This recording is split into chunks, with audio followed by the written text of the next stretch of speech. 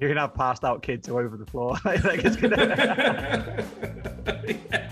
So if you choked him out again, god damn it. Have I told you about choking your brother out?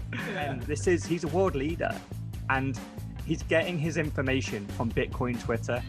He's just going straight to the source. I just love it that he's not calling meetings, asking for people in suits to come over and like have big, long, like fucking presentations. He's just jumping on Twitter, jumping into his spaces and going, all right, I'm president in El Salvador. What's up? Yeah. It's time to run once the canary squawks. You're the canary. Yeah. I'm the canary which said, you should look at Bitcoin. He went, fuck, if Ross is looking. 100%. If Ross is in, I'm in. I've got to get in. You need to start it, guys, since you got that fucking job. Yeah. I'm looking for something like worthwhile to do. So getting a mobile phone in the hand of every person on the planet. I think I was born to be a Bitcoiner. I remember all the scams from years ago. Have you shipped a book internationally? Oh, I don't write books. I do.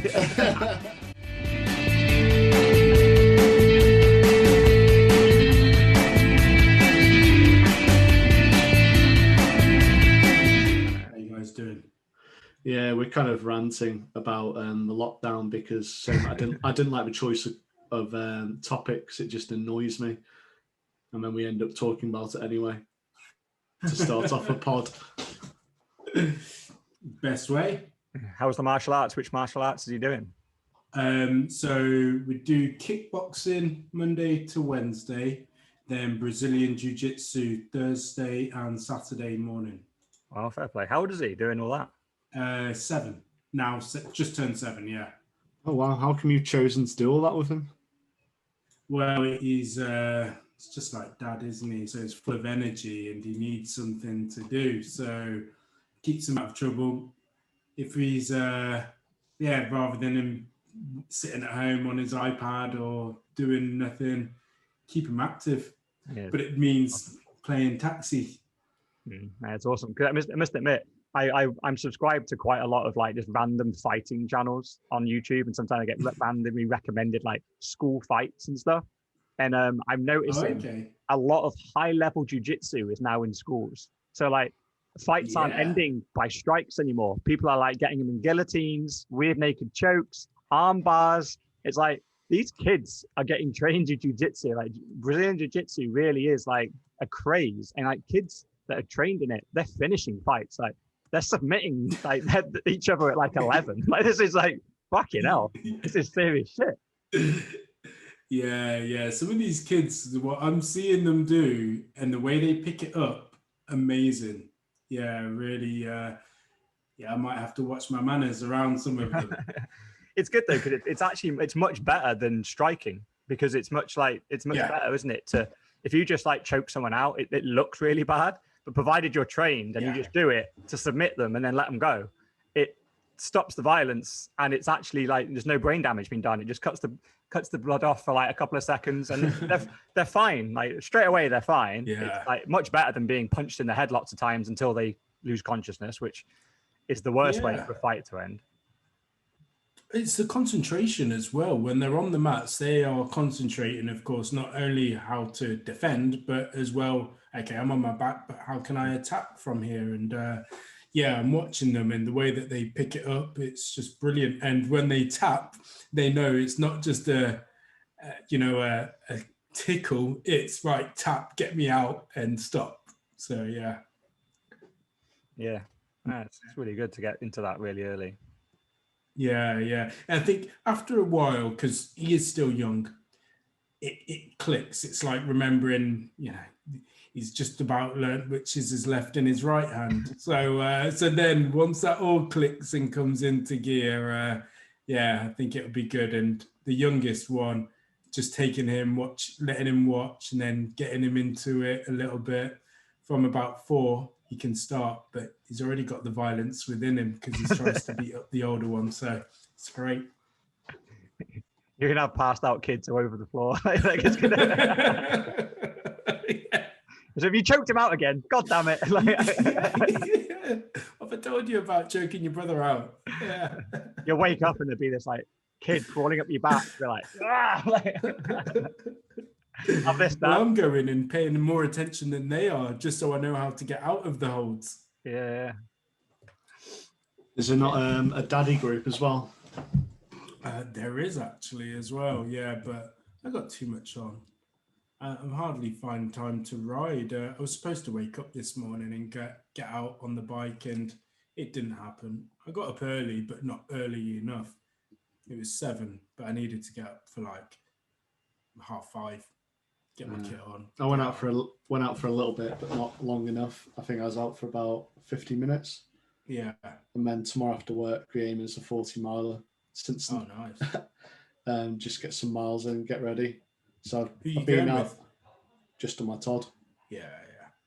I tried to arrange it, no one up for it, so I thought, sod it. Yeah. I'll just go. Because I've been out, was it every day?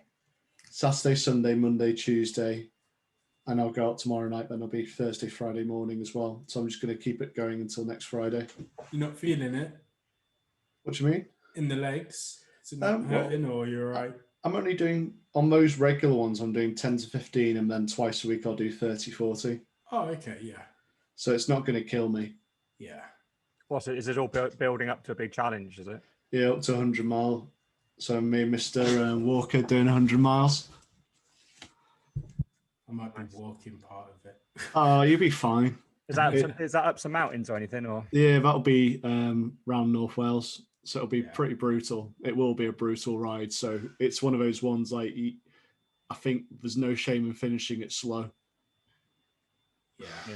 It's weird, actually. I was actually watching a cycling YouTube video just last night. It was on Hell Mountain, and it's covered in ice. There's 1,000 bikes come flying down this mountain on ice. And there was a guy who's like a pro, and he'd had in qualifying, something had happened to his bike. So he was right at the back. He was like 1,000th. And he was like, he's won this race before. And it's just 40 minutes of on his GoPro, on his helmet, flying down this ice mountain.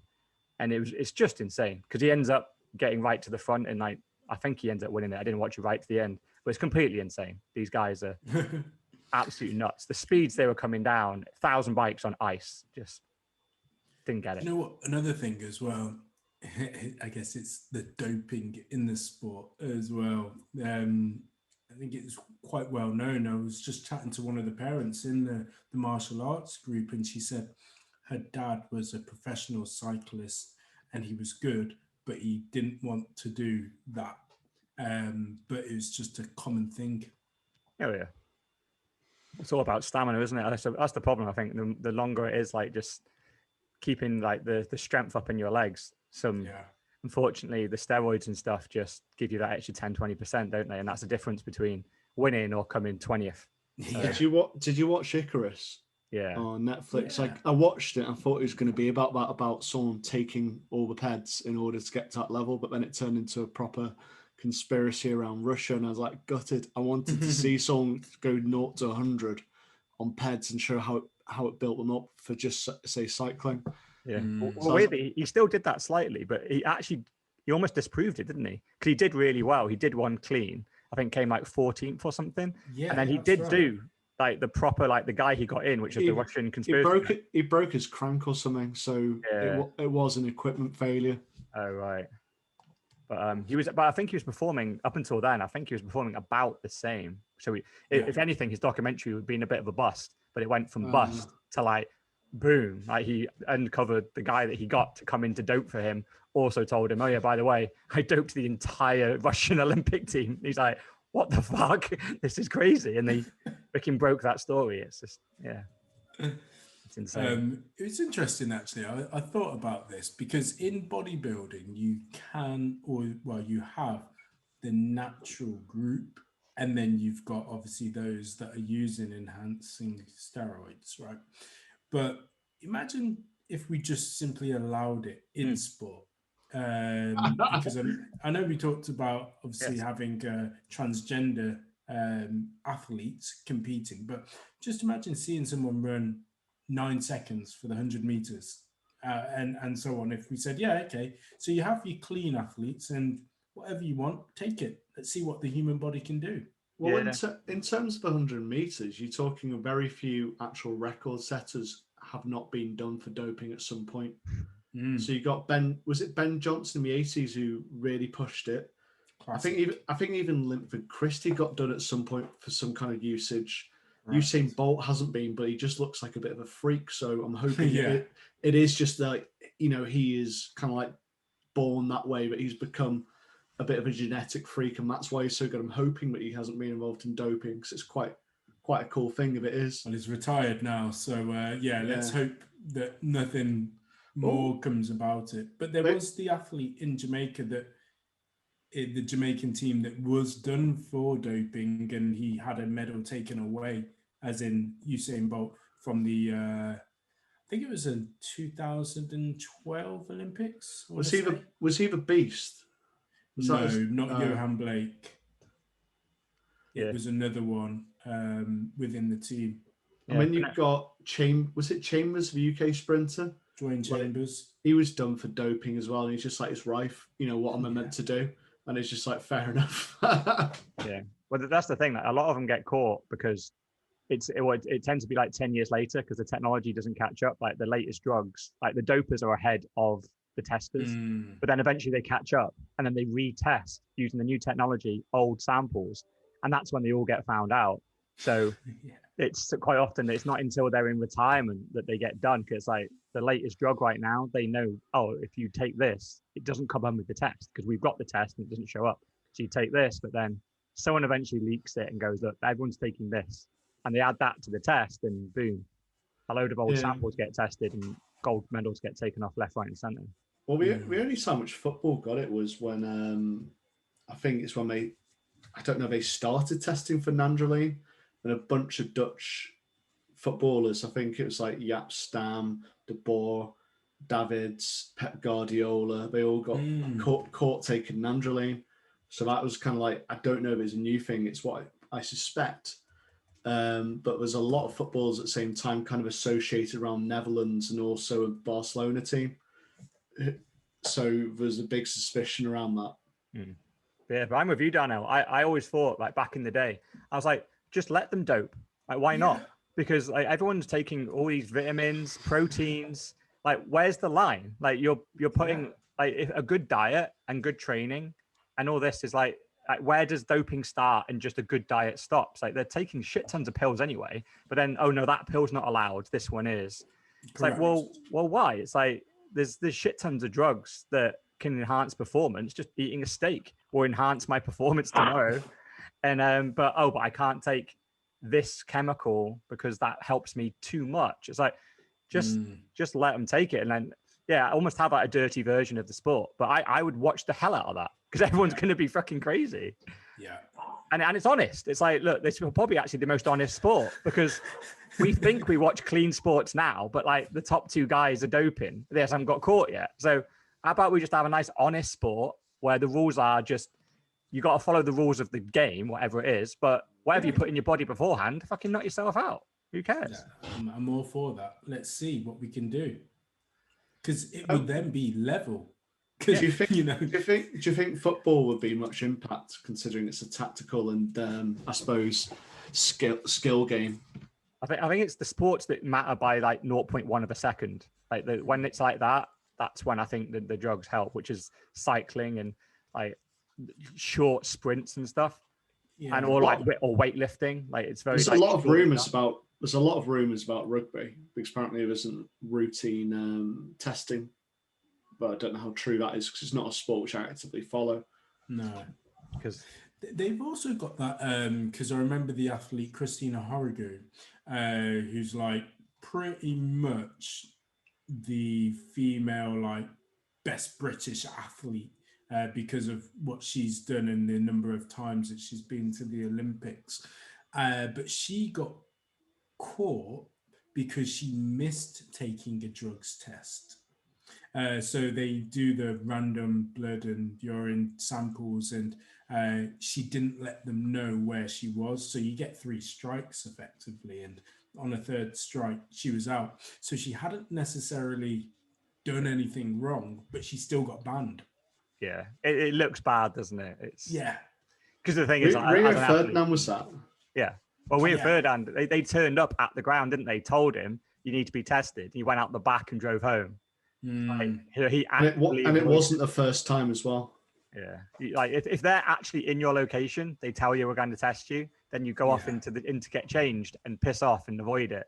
Then that wasn't just I didn't tell you where I was. That's you ran away. I'm trying to avoid. Yeah. So a no test like that, they just count it as guilty because you have to. Otherwise, everyone would just do it, wouldn't they? And go, oh, just test me next week when it's out in the system. But what I don't think they should test for, though, is just like things like cocaine and weed. Like, just let people fucking do that. That's just... They're not enhancing. No. Maradona had a fake willy to get past that, didn't he? He had a fake willy because he's obviously drug tested and he was always full of coke. She had a fake dick with like fake piss in it and used to like squirt it out. That's amazing. That's amazing. I wonder who his piss guy was, because all his mates were probably high on it as well. We had to have one clean mate. It's like, please piss on my fake dick. A man like that, I'm sure he could. He was like a god in Argentina. Yeah, massive. I made sacrifice someone for him. Do we actually want to start talking about Bitcoin? We talked about lockdowns and steroids and... Yeah, let's move on back to El Salvador. El Salvador, keep it pure. Yeah, man. But it's a small country. It's corrupt. But they're really corrupt. I know. They're so corrupt that they passed Bitcoin as legal tender bill. So when it was just announced, wasn't it, last week? And it didn't look like it was going to get not passed because he's got such a huge majority and the president was a fan of it. But there's always that tiny chance that, and I think that the main chance it wasn't going to pass, I thought was the US might suddenly just rain down on them and go, do not pass this. This is going to be highly embarrassing. You take the US dollar as your local currency. Do not pass this, and like threaten them with sanctions, or the IMF are going to come in and like pull loans or start piling on interest. So they could have been leveraged that way. The IMF were publicly criticizing, weren't they? Yeah, and everyone thought that it was going to get pulled. So there's kind of like a bit of a Twitter storm saying, well, you know, if they pull the loan, will you loan them? It's like to all these Bitcoin's like, fuck yeah, I will. And I was like, damn straight I will, but not all my stack. Exactly. Yeah. I'd definitely put some in if they could sort out a big contract if that was the case. Yeah. What's interesting though is that we all hold Bitcoin and hold it, whereas of course they're using it as a currency rather than just holding it as a store of value. How do you guys feel about that? That's one of the questions I wanted to put and get your live reactions. For me, I think it's going to be the way forward at the moment. The reason why I hold it is because I perceive it's a store of value. There's not many things which I can spend on it. I could sell it when it goes up and buy whatever I want, but then it kind of defeats the object of where I think it's going to be. So I think, the end game is for it to become a currency, and that, or, I hate to say it's something maybe with another coin, but I think with Lightning, there isn't necessarily the need for another coin. So, because the way which I see it is if you have something like Bitcoin, which is hard money, you know what something costs, you know what you paid, the kind of like equivalent. You haven't got this guessing game of how much a car is going to cost in 3 years' time. You know that this is roughly the price. You know how much this is a house. You know your wage is X, so you can actually work out what you can afford. And you've got that sound money and sound economy then. So I think it's got to be, because I have toyed with the idea that it's always just going to be a gold, but it just makes so much sense to actually be the currency. Yeah, no, it's spot on, because essentially the only reason why it has to be a currency there straight away is because they don't really have one. Their local currency is hyperinflated, and they use the dollar, like the US dollar, just as a proxy, like unofficially. So they essentially, like, if you get paid in their local, like Bolivia's or wherever it is, then it's just useless, and like no one wants it. So it's like hyperinflating so fast. Was it 2000 they scrapped it and went to the dollar? 2001. Yeah. So that's the thing that we don't get right now. Like if we lived in a third world country where you essentially just don't have money, it's that you're literally using the US dollar. So, and obviously the dollar is deflating as well. Like it's like inflating away and it being worth less and less. So the beautiful thing about Bitcoin is when you fully move to it, it is going to be weird for them whilst we're in price discovery of the price of Bitcoin, because you are going to get 50% swings on like a monthly basis. It's going to be a little bit crazy, which is why the Western world won't switch to it until the volatility calms down. We get to 15 million and it just plateaus there. But they need it now. They just need money. They need people to exchange value. Like the local people on the ground can't get bank accounts. You know, if you see that, if you follow Jack Mallers on Twitter, he shows you like a load of kids. They're like 9, 10, 11 years old. They don't have schools to go to. They just start working. They can't get bank accounts and they can't get paid. And if they do manage to scrape some dollars together, they have to have the physical dollars. And it's not a safe country. So where are you going to store those dollars? They can get stolen from you. You have to hide them somewhere. When they start getting paid in sats, they can have it, the small amount of money they can have on their phone, and they can have their sats on there. And then they can store the main amount of their stack on a hard wallet, and they can hide that. And if someone finds it, it doesn't really matter. They can't open it. They can just get another one, back up the 24 words and go again. So this is literally, it's bringing where the banking system is just completely broken, where the third world don't have banking. They're just completely, this is the whole like banking the unbanked. This is what Bitcoin can do. It gives everyone a bank account in their wallet, and it's so powerful. And these young kids are suddenly being able to build up businesses and build up value, and not be terrified and just spending whatever they get straight away in fear of it getting stolen from them from some bigger kid or someone with a gun. They can actually store their Bitcoin. They can have multiple fake things and have a wallet here, a wallet there, a fake hardware wallet here. That they're literally using these tools exactly as if, just imagine like our governments go tyrannical and we need to flee. Like that's always the edge case for us. It's a massive like 0.1% chance, right? But we've got the out. Yeah, they're going that way.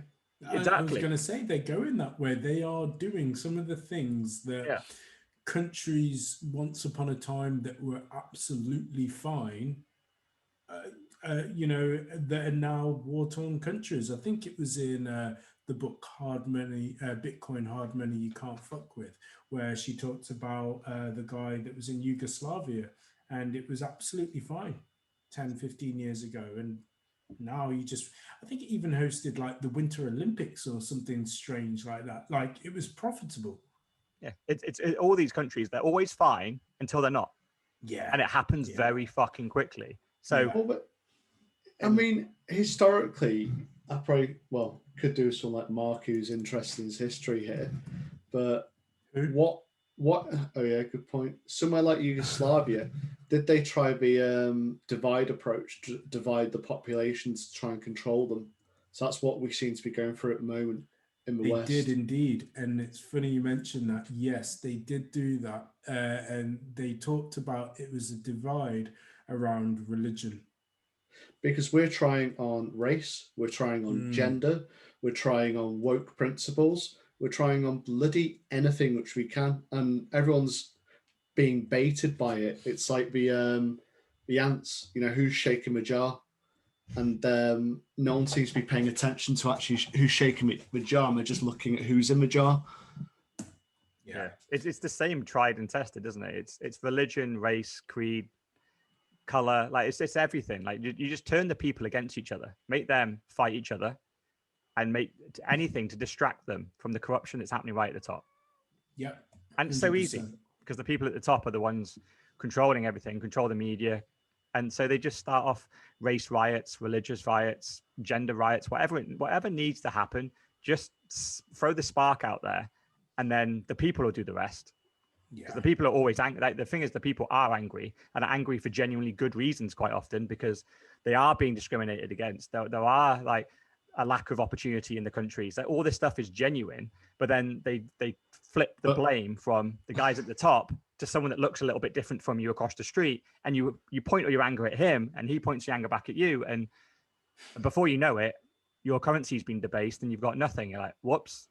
We were arguing with the wrong people here. We should have been. Yeah, exactly. That we should be arguing with the rings of politicians, the rings of the entitled, whereas we're kind of blaming each other for taking opportunities off each other.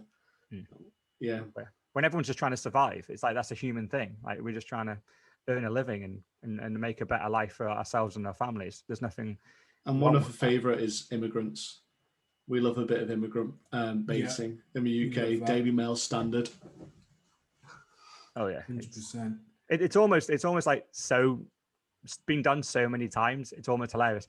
And I think it's in the Sovereign Individual. They say you can only do these things in certain countries. You have to wait 2 generations because those generations will remember the last time it happened and what the outcome was. So you have to wait for everyone to die and also the kids of those people to die. And then once you're 3 generations in, everyone's forgotten. It's just in a book. So when the same playbook happens out again, they forget where it led, which was all the wealth goes to the top again. And so literally it's the perfect playbook. And I think it's in Britain and in America, we are 2 generations in. So we're the 3rd generation where we're the ignorant ones that think, oh, they're all the kind of like the race and all this like infighting that we're doing. This is for the right reason. It isn't being top down and we're being played and we're going to all end up poor for it. No, it's not going to happen this time. And it's so obvious that it is. Yeah, 100%. It was, I think, Orthodox versus Roman Catholics in Yugoslavia and around the 1984 time. Yeah, and whereas religion obviously isn't as popular anymore. No. So especially in the West, I'd probably caveat that with. But yeah, El Salvador. New playbook, which is race, I guess. Well, it seems to be everything at the moment because we have the BLM. A little bit of everything, you're right. We've had the woke bits, we've had the gender inequality, and they've been saying blah, blah, blah. It's not fair, I suppose, but they're not looking at the fact that the gender inequality was the people who are at the top right now, all the white males like Boris Johnson, Joe Biden, not at our age. I'd like to think we're fairly equal. I think there is equal opportunity, and certainly where we work, there is. But everyone's thinking that it's a whole world, where it's a subsection at the top, and it is Joe Biden, it is Boris Johnson, it is George Bush, it's all these people who are trying to control them. Yeah, and it's the interesting one that's coming up at the moment is the whole climate change stuff, and I love the El Salvador like switcheroo on that one, where they just went, we got these massive volcanoes, they pump out shit tons of energy, and no one lives next to them for very obvious reasons. It's a fucking volcano.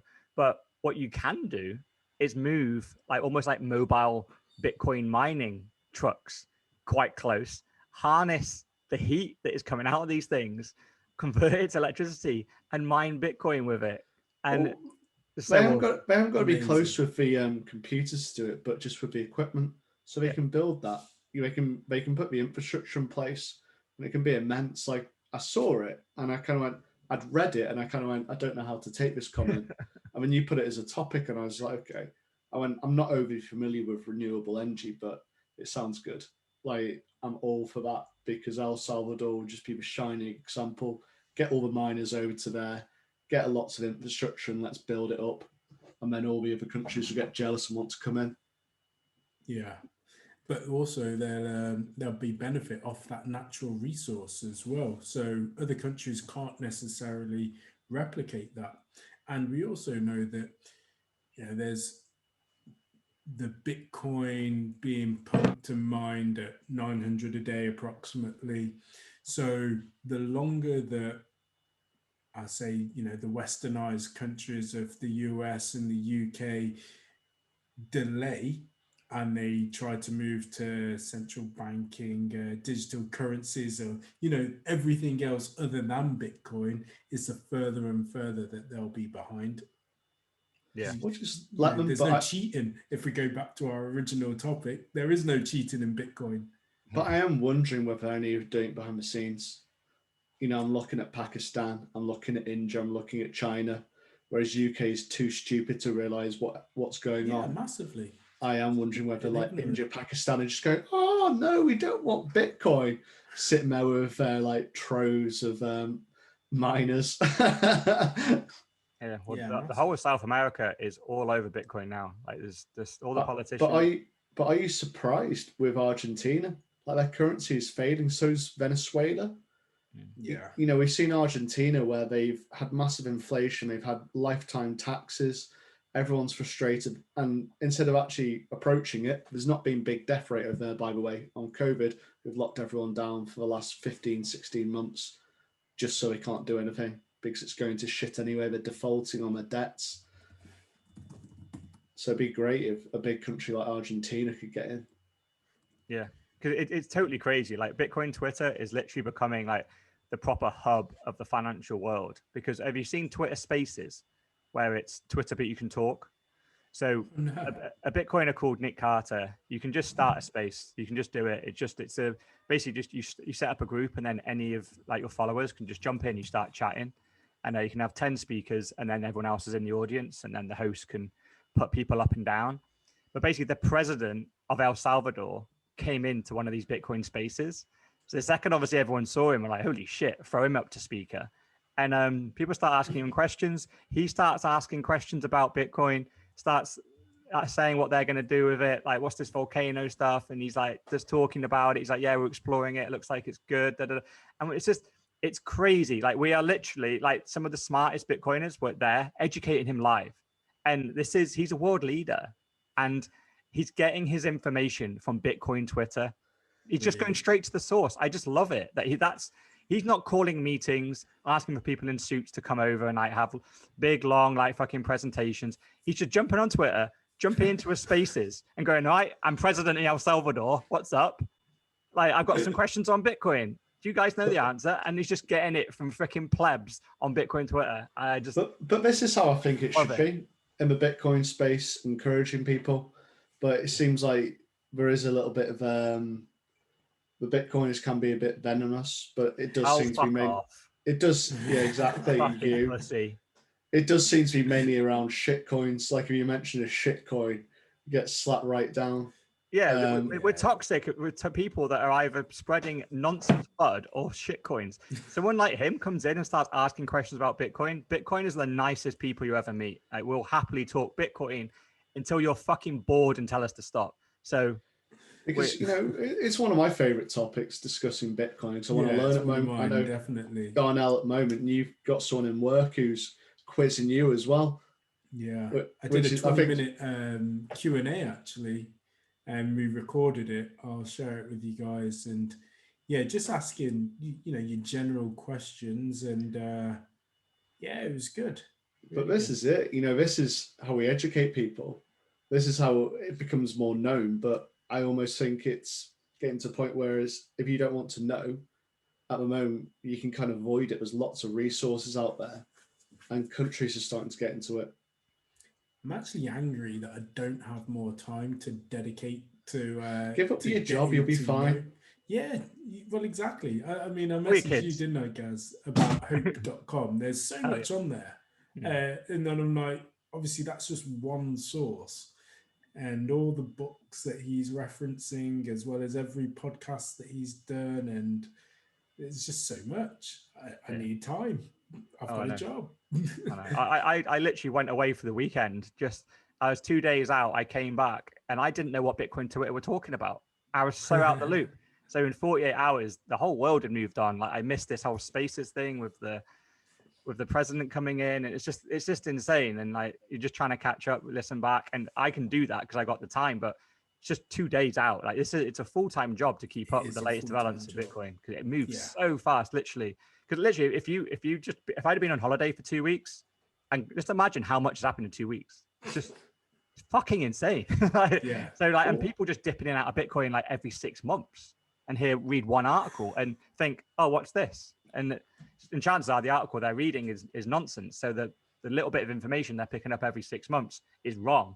So it's just the wealth of knowledge that you need to really, really get this. It is tough. It is tough. Which is why I think you just need to know someone that you can just kind of almost offload it and just trust them that they know what they're doing. And then it's almost like it's good that we're having this weekly podcast as a bit of a chat, because it is making sure I stay on top of some of the topics. I am missing some of them.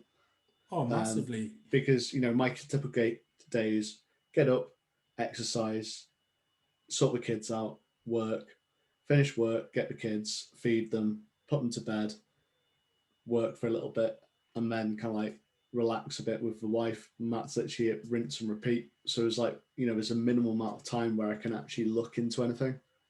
And it's also known where to look and not get involved with the FUD. Either way, either someone who's completely pro Bitcoin and useless versus someone who's just spreading shit. Yeah. Well, that's why I came across hope.com. And again, I know I said it hope. in the last... Hope.com? Hope.com, yeah. So it's Saylor's website, effectively. Gigachads. And yeah. Oh, but, I think I've had a browse. I said it last week, but yeah, just some of the interviews that are on there. I'm still catching up from the conference. And then Mark Yuxo is a guy who was interviewed on Stansbury Research by Daniela Chambon, and he did I find I'm attracted to the people that are able to explain Bitcoin in its simplicity, even though it's obviously not very simple, but then also talk about the macro issues or challenges that it solves as well. And he's really good to be able to do that, I found. Yeah, nice. Talking about Gigachad, he's got in lumped in. He raised 500 million. He announced it on Friday that he wanted to raise $500 million worth of debt on MicroStrategy to buy Bitcoin. By Monday morning, he'd raised it and announced he's going to buy it. And 5 hours after he said he's going to buy the 500 million, he went, oh, and by the way, we're going to sell $1 billion worth of MicroStrategy shares to buy Bitcoin with. So it's just like... But my question is, when does he stop running a business and actually just trading and just goes trading Bitcoin? Well, it's interesting you say that, because that was one of the questions that someone asked him just recently. Like, how are you the CEO of like a publicly traded company? You're doing all of these interviews and, you know, staying above water. And he just simply said, well, you know what? Yeah, I'm a CEO, but I'm also personally an investor. So before, not just an investor in Bitcoin, an investor. So he's happy about it. Yeah, he's always done the interviews. Like, he just wasn't noticed before. He was doing the interviews about the tech industry, about the internet. You can find the videos. The problem is he never really got noticed in that world. He made a lot of money by betting on companies like the Apples, Facebook, Amazon. He was in on all of those early and loved it, but no one, that's not really like such a crowded space, and always was. Yeah. So he was one of the very first like known big CEOs, billionaire investor that came into Bitcoin and was willing to talk. And actually, when he actually opened his mouth as well, was actually knowledgeable. He actually got it. He wasn't just one of these suits that was like, oh, I'm going to sit on the Bitcoin train for 4 years and then dump it. It's like, no, he's literally from the day one, once he raised his head above the power pit, he was so informed. It was incredible. And we just like, obviously just raised him up, and now we shove him on every single show, and he's almost become like the guy to speak for Bitcoin in a way. Especially, you know, that kind of position as well. Because he wasn't, especially because he full circled, because he wasn't necessarily like into Bitcoin, because he could have come to Bitcoin a lot earlier and sooner, and then looked at it again and really did his research to be able to think, actually, there is something here. Yeah. And well, then there's a famous tweet from him. I think it was 2013, 2014, where he says Bitcoin's a scam. There you go. And everyone screenshotted it. And when he first came out, they were like, what's this? What's this, Mike? Like, this looks dodgy. And he went, yeah, I was wrong. I just looked at it as a cursory thing, thought it was magic internet money. And yeah, it's cost me billions. I was wrong. I've now done my research and this is what I think. And you're like, okay, fine. You owned it. And again, this is going back to the freaking Elon and whoever else you want to mention. Just own your mistake, apologize. And then the Bitcoin community will be super kind to you, provided... This is like anyone coming into Bitcoin though now. They've all made a mistake. They all haven't realized what Bitcoin is. They haven't realized what value is. You know, myself, Darnell, probably even you, Gareth. Yeah. Gaz, but you realized earlier on. You know, it's hard. Exactly. It's this magical money which everyone's going mad for. It's like, oh yeah, I'll throw a few $100 in it to see if I can make, you know, a bit booms, just as a bit of a punt. And then you actually look into it and go, oh God, this is Well, that actually the magical future. internet money, because I do love that phrase as well. When Andreas Antonopoulos, I believe I've said it right, said on Been that practicing in the car mirror on my way home. well, when he said on his infamous on his keynote speech, it was around like 4 years ago, I think it was, and it was only like a handful of people in the room, and he's trying to explain Bitcoin. And he said that he spent his full time researching it. And I think this guy's super, super smart. And into what we were saying earlier, if we just dip in and here and there, and we're reading a bit on Twitter and might read the odd book there. But this guy was like on everything early. You know, he knows like coding front to back, and it also obviously gives me mega confidence that if he doesn't see a flaw in it, you know, again, he would have actually said by this point, yeah, it's not so good, because I'm always looking for it. I'm always still trying to be pessimistic. If you think about Saylor, he's probably got, because of how much money he's got in reserves, working for MicroStrategy, he'll have one person, maybe a whole team, whose job is to analyze Bitcoin, and they will feed him information because he's a CEO ultimately. So you got to think about that. That's why he's so well spoken, so well researched. He has people behind him doing this because it isn't just his hobby. It is his business. Yeah. Yeah. And the fact he's now a personality, he has direct access to the smartest people in Bitcoin. So whenever he has a question, he's got the core developers, the people like Andreas, like he just calls them up and asks them. So he's going direct to source now. So and he's probably got his people next to him as well. Yeah. String everything together. So yeah. And the thing is, once you get it, like the biggest thing is getting it. You just got to get over that freaking hump. So like, I think it took me probably a couple of years. I think it's taken you guys a couple of years. But once the penny drops, that's the most important thing. Once the penny drops, because you've got it now. 80% of the knowledge is in your head. You just get it. Money is broken. You need sound money. Bitcoin is that. That's the hardest thing to get. And then going forward, a lot of it is just noise, like the adoption of rolling out, like different products, countries adopting it, companies buying it. You don't necessarily need to know that. Bitcoin hasn't changed. It's just doing what it's going to do. You're right. We know what it's going to do. We know Bitcoin is going to be the standard if you fast forward 50 years. It's just at what pace? Is it going to happen next year? Is it going to happen in 50? It's going to happen. It's so, if anything, like I keep up with the gossip, but once you get the core knowledge, that's all you really need. And like if something huge does happen, like a big bug or a hack, then you do want to know about that stuff, and it's worth keeping tabs on that kind of stuff, because you want to dump your Bitcoin ASAP. If Bitcoin becomes compromised and isn't sound money anymore, then you want to get out. But by and large, it hasn't happened for 12 years. It's been fine. It's more solid as ever been. There's no the odds on something catastrophic like that happening are getting smaller and smaller. Every 10 minutes, a new block comes out, makes the chain even stronger. So I think at some point there has got to be a new currency in the future. Potentially every 500 years. Yeah, exactly. That's what I mean. Like, I don't see it being soon, because this is perfect for what needs to happen, as we've kind of discussed numerous times. And it seems to be technologically sound as well. You know, it's way beyond my understanding. So I'm putting a lot of trust in people who are, as Darnell was saying, a lot smarter than me to look into it. Well, you know, when the likes of Ray Dalio, who I found Ray Dalio through his book Principles, but he is compared to, of course, the likes of Warren Buffett and Charlie Munger, but just Charlie not Munger. on the same level, because he's not as aggressive as them in terms of playing the game. But of course, he's built up a multi-billion-dollar hedge fund, and probably the largest in hedge fund out there.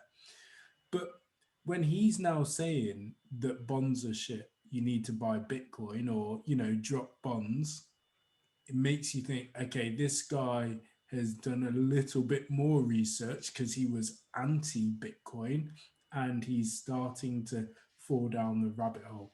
And again, he would have tried to have found as many flaws as possible before coming out with that statement. Oh yeah. He's been studying it for years, so it's just taking him a bit longer. We've got Paul Tudor Jones came out this week announcing he has 5% of his value. He's worth 3.5 billion or something. He has a 5% allocation to Bitcoin. This time last year, he was advocating a 1% allocation to Bitcoin was what you should do. He's now raised it to 5.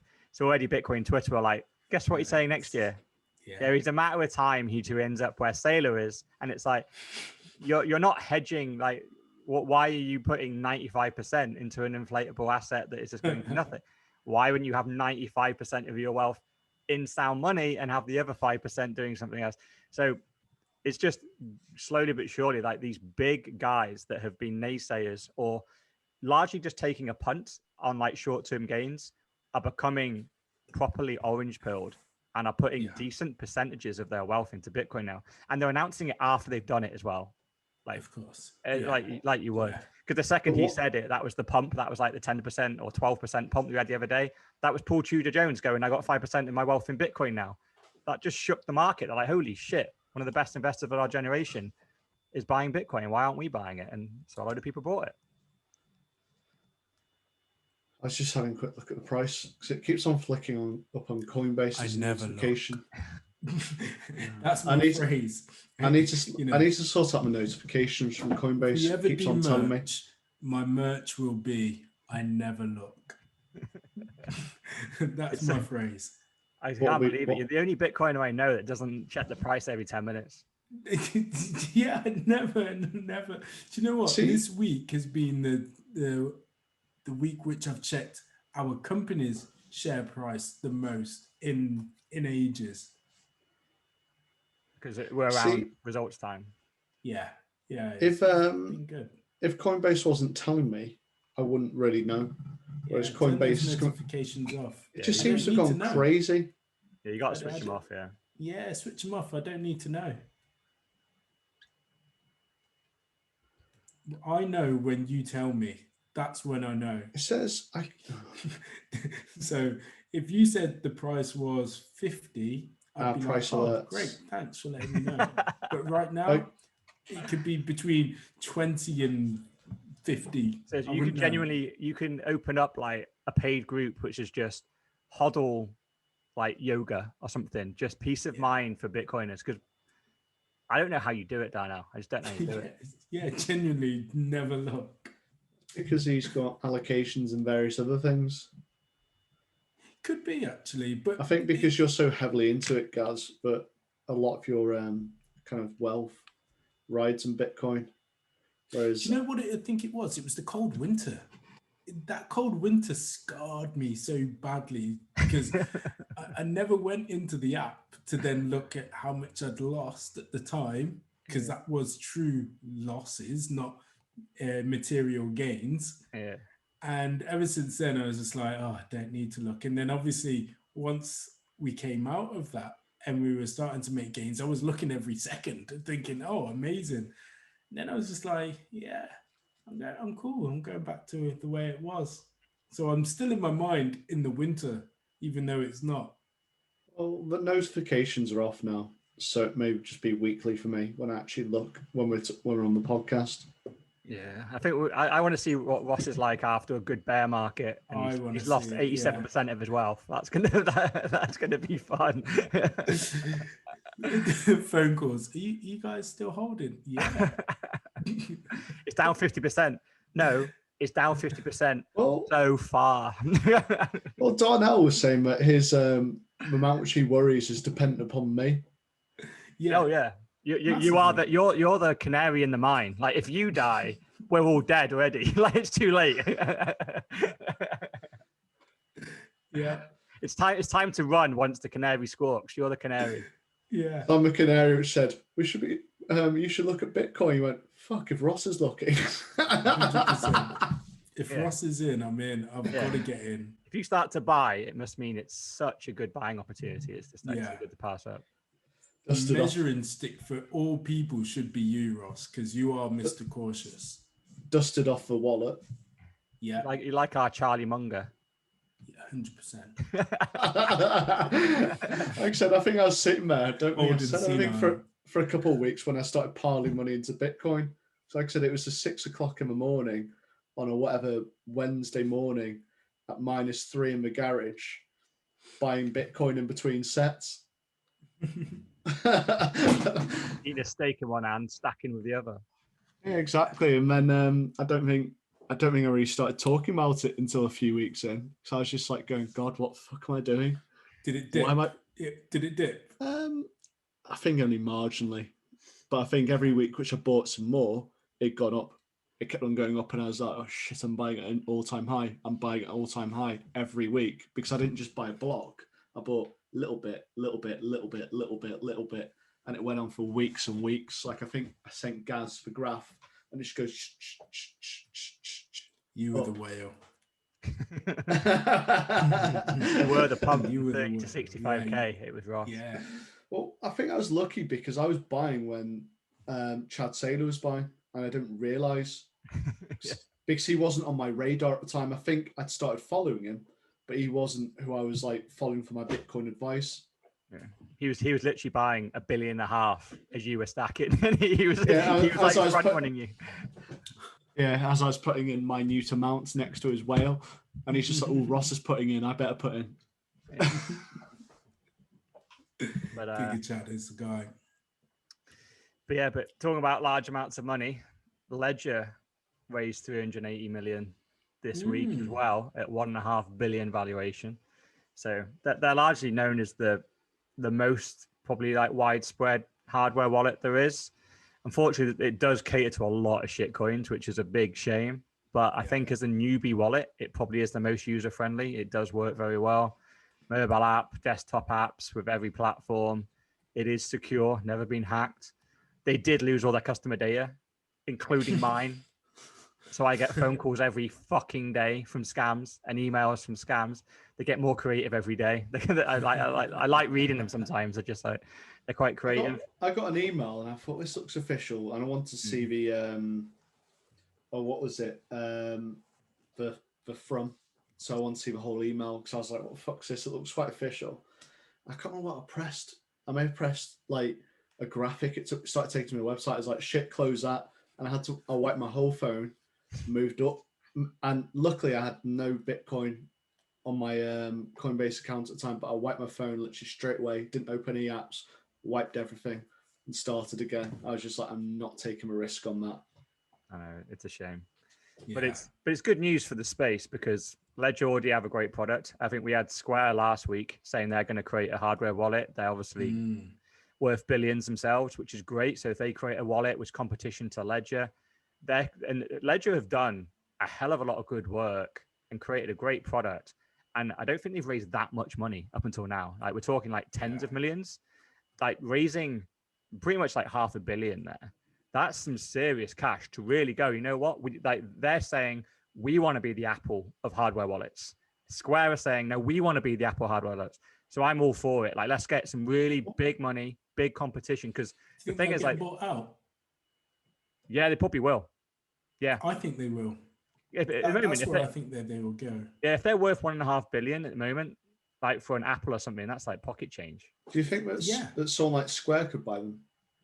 Maybe. Yeah. Because Square are Bitcoin only, so they won't buy a shitcoin wallet.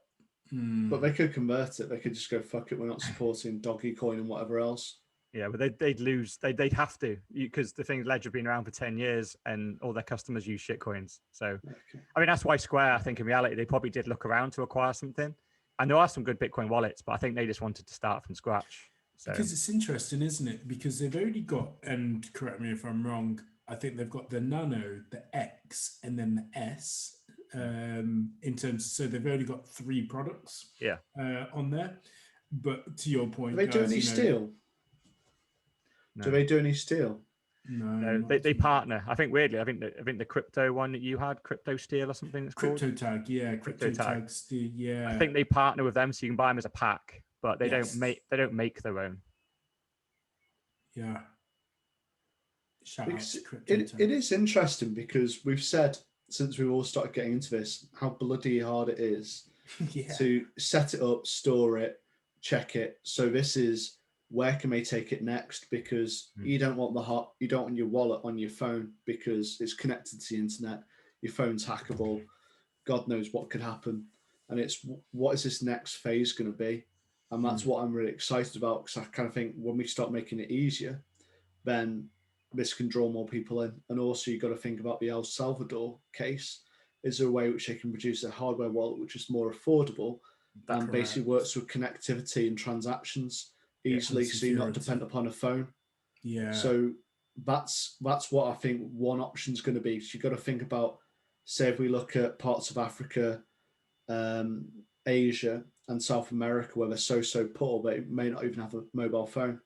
So if they've got this Bitcoin wallet, could they use it to transfer somehow, some secure manner, and it only costs, say, 20 quid or something? Yeah. Well, there can be smart ways of, I think in reality, the hardware wallet will end up being the mobile phone. And you're just going to need to have a way of unlocking the Bitcoin that's on that phone only from something that is physical, but making that physical thing cheap.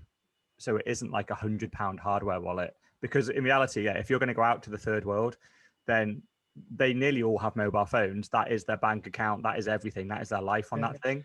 So in Africa, certainly, but I don't know about South America. I'm not really aware of the trends over there. Savvy. Yeah, definitely. Yeah. I know El Salvador have only a third of them have phones, so 2/3 don't. So you're right, but the problem is, like, if they need, like, if at the end of the day, there's freaking billions of phones, old versions knocking about. I mean, that's going to be probably if like the Western world genuinely want to help those countries with aid, what we should be doing is rounding up all these old just iPhones and just crappy things that no one wants anymore. We should be boxing them up and sending them to Africa, to El Salvador, and just giving them phones to El Salvador. That's our charity. Exactly. That is like, because literally with that phone, you give that person everything. They can create businesses. They can hold their money. They can do everything with that freaking phone. It's the lifeline to the world. So that, it's actually, I only just thought of it now, but that would be a great like charity initiative, which it's just to get a mobile phone. You need to start it, guys, since you got no fucking job. Yeah. I'm looking for something like worthwhile to do. So getting a mobile phone in the hand of every person on the planet. That'd be pretty cool. I'm sure I've got phones knocking around my house which I haven't used for donkey's years. And for something like that, I think I've got 2 iPhones in my desk over there. I would happily pack it. For something like that, when I think it's a really worthwhile cause and this is potentially the next phase of money, I'd be really willing to do that. But kind of back to the topic, it's such a simple concept and such almost a bit of a boring area. It's one which really truly excites me of what's going to happen next, because this is going to help with mass adoption. Yeah, because you're right. It is, once you've got it, it is boring, isn't it? You just leave it there again. You don't. But it's a USB. Is it? Yeah. Yeah, it's an encrypted USB. It is boring as. But it's fucking magic though, because your USB is the same as every other USB in the world, provided you got your 24 words.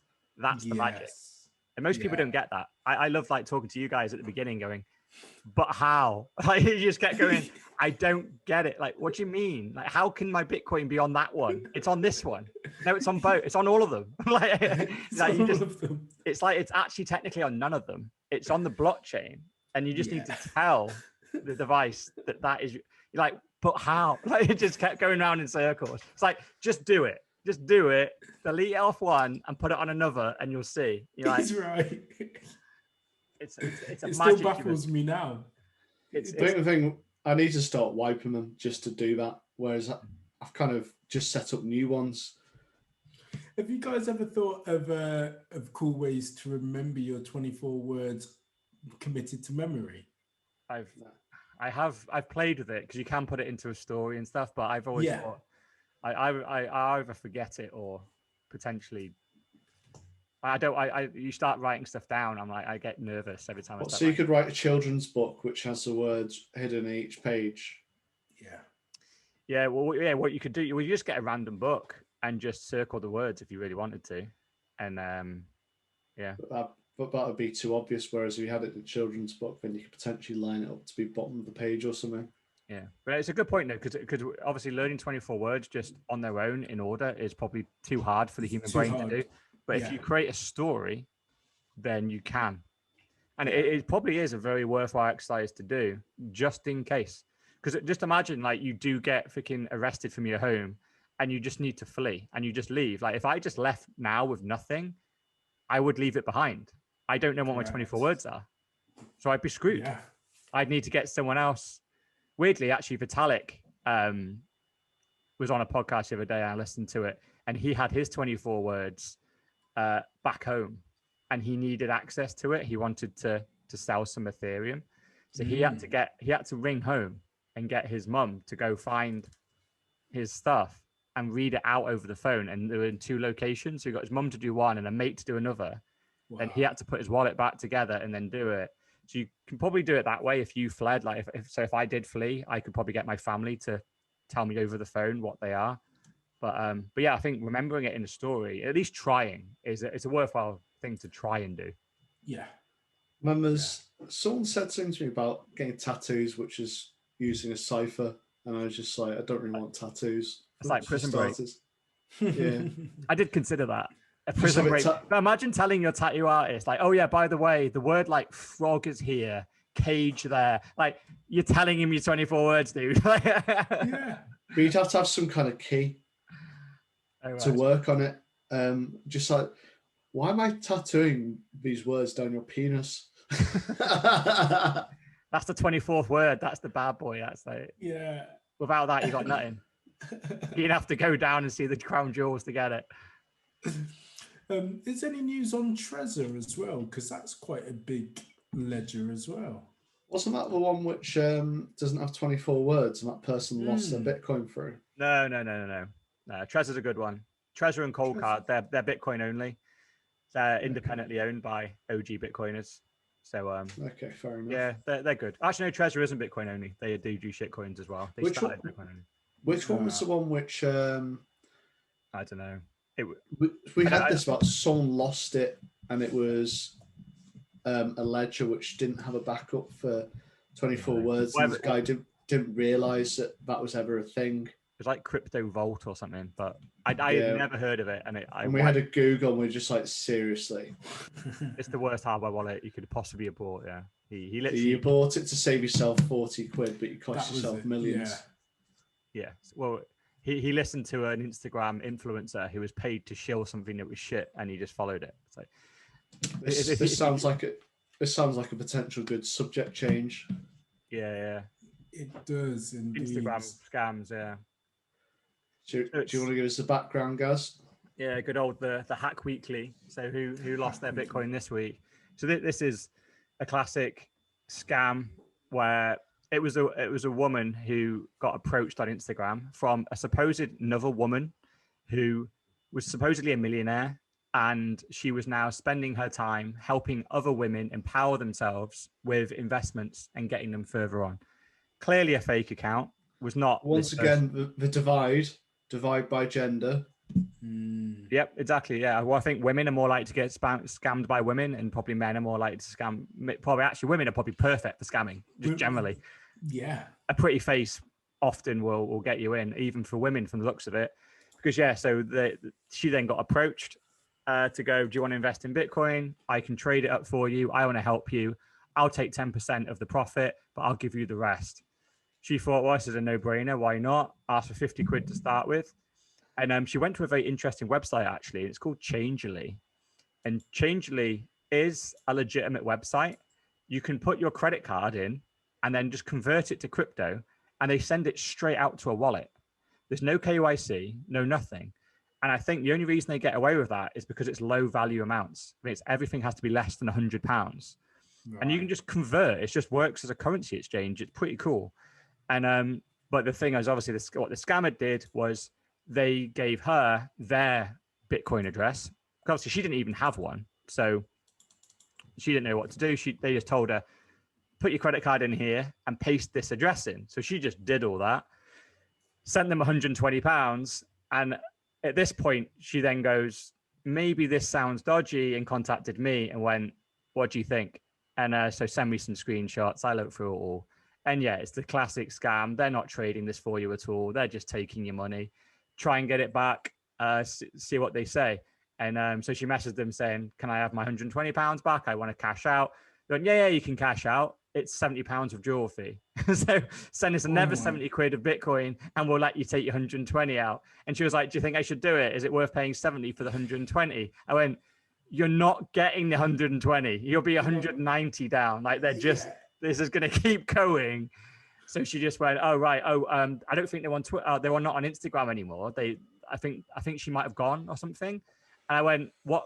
Show me the account. So I went to it. It's like, they blocked you. I can see it. So once she started asking questions, because she was now talking to me and qualifying the person, they blocked her and took the 120 quid and went on to the next person. So, yeah, it's another scam. Just people approaching people, mentioning the word Bitcoin, mentioning gains, starting off small and then building up. And another person fell for it in my network. But this, it goes to anything. If it's too good to be true, it most probably is. Yeah. I mean, we're looking at scams, the Spanish lottery, the Nigerian prince, the Nigerian lottery, the Nigerian, what is it? Normally it's a big inheritance. Inheritance. I remember you used to basically get a load of emails and email you. I remember emailing someone when we shared that house, Gaz. And you're like, you really shouldn't email these people back. And I was just like, but it's keeping me entertained. And, she's saying, if you give me your details, blah, blah, blah. So I was asking him how he was, where he was, and just loads of conversation. Just wasting his time. And I thought, I better stop it just in case, you never know. But, it's scams as old as time. I just kind of think this is the next stage of it. And you get emails of this. So this isn't just Instagram. It's probably fake, all social media, email. So my father-in-law said, knows I buy Bitcoin. And he's just like, oh, can you look at this? And he says, oh, the website isn't showing now. And I said, that's because it's been taken down. If you want to buy Bitcoin. It's hard. Bitcoin is hard. It's not an easy thing to do. And at this moment in time, that will scare some people, but it will also entice others to try and take the easy route out. So, these scammers know that they can prey on that. And lo and behold, it's worked. But, I said, if you want to buy Bitcoin, buy it through an exchange. Yeah. I mean, also someone who says they can predict the price of Bitcoin and up and down. How on earth can they work out when people are going to buy and sell? It's literally impossible. You may get lucky a few times, but the 4th, 5th time you're going to lose big. And that's how it's going to happen. Yeah, I mean, you've got events. I know we're going to come on to one of them and talk about the halving and stuff like that. That's a good trigger. Because you came with one which you wanted to buy before this year. I can't remember which conference, but Saylor's. But on the flip side, we had El Salvador. We knew that it was going to be a legal tender. Yeah. I would have expected that to boom a bit more. So, well, the thing is, these time to buy. These traders basically they claim to know on a day-to-day basis. So, you're right. You're saying there, Daniel, that there's a couple of big events that you can probably predict the odd thing, but would you bet your life savings on it? No, we're buying and holding, and just sometimes we predict it, sometimes we're right, and we remember those ones. The times are wrong, we forget. So these traders come in and they give they start off with the lifestyle. So this girl's profile on Instagram was full of just success pictures. She was giving the impression she was a millionaire and she wanted to help other women be successful. And it's really annoying because the fact that obviously this girl that got scammed, she's seen my articles. She knows I'm the Bitcoin guy because that's why she came to me after she got scammed. And went, do you think this is legit? And obviously, I shared the message with you guys, and she even said in her first message, "This looks too good to be true. I think I've done something stupid, but what do you think?" And obviously, I just confirmed her worst fears. It's like, yeah, you've sent your money to a scammer. This is not the woman you think it is. It's going to be some guy in India, in Taiwan, in Russia. It's not the person you think it is, and you're not going to get that money back. It's gone. You can report it to the police. You can do what you want, but it's just annoying the fact that she came to me after she spent the money. obviously I probably like got her on the hook for Bitcoin, and this woman actually converted her and got her to put some money in by lying. And then, but before she put the money in, she didn't come to me then. She didn't say, what do you think? Before I give this person my first 50 quid, Gaz, what do you think? No, she waited until she gave them 2 payments, 50 quid, then 70. Then they asked, I think they'd asked for like 400 or something. They'd started up in the money. That's when she came to me and went, oh, really? This sounds a little bit sus now. And that's when she finally kind of almost came clean and went, what do you think? And she knew it was a scam. That's the stupidest thing. Like, she wouldn't even come to me if she didn't think it was a scam. She hasn't read your articles. She knows that you've enabled yourself to live a lifestyle which you wanted to through Bitcoin. Because if she'd read your article, she wouldn't be looking at trading it, trying to get cheap gains. Yeah. I'm very anti-trading, aren't I, on my articles? Yeah, so I feel like she's just gone, oh yeah, Gaz's Bitcoin, he's managed to like retire. Maybe I fancy a bit of that, and didn't actually research into what Bitcoin is and why your kind of belief has enabled you to get into position which you are. Yeah, it's funny you actually talk about this woman and portraying a lifestyle as well, because there's this guy that I follow on YouTube called Kevin Samuels, and he always talks about, well, basically he's a kind of like a relationship coach, and he talks how these women out there that have the makeup, have the shoes, the nails, the hair, etc., and everything, but not a lot of those women are also married in long-term committed relationships. So what type of lifestyle do you actually want? Because the women that are looking at them want those types of things. So it's a real antithesis of, but yet we still fall for the glitz and the glamour. And I don't know. I think it's just, again, human fallacy, isn't it? If you dig into the lifestyle of the Bitcoiner, it's someone with holy jeans, trainers falling apart, and driving a 20-year-old Volvo. You know, that is your kind of like mid-level Bitcoiner. They do not want to spend any money on anything which they don't have to, because they know what the value of Bitcoin is, and they are investing in their future self rather than their present self. Yeah, and they do spend money. It'll be on land to like build sustainable food, just stuff for their families. Like they'll be investing, and even that is a massive low time preference type investment. They're not buying mansions just to knock about in. They are buying land to farm, to pass down generation after generation. Yeah, and it's just a shame, because the thing is, like, the whole of like the science and like psychology field, I used to love reading about psychology and how easy it is to trick people. You literally put a lab coat on and just start telling people to do stuff, and they follow science. Yeah. Well, literally, because we are programmed to follow people in uniform, because from a very young age, anyone in uniform, we're just told to respect them and follow it. As an adult, we just continue to do that. So the new uniform is the Ferrari and the shades and the beach. And then when we see it, we're just like, that person must have authority. I need to follow them. But obviously, when someone like that approaches you, if they're that successful, you would need to get into that circle. And if you get the slightest bit of info out of them about a trade they're doing or whatever, that would be gold dust, and you could trade on it and make some money.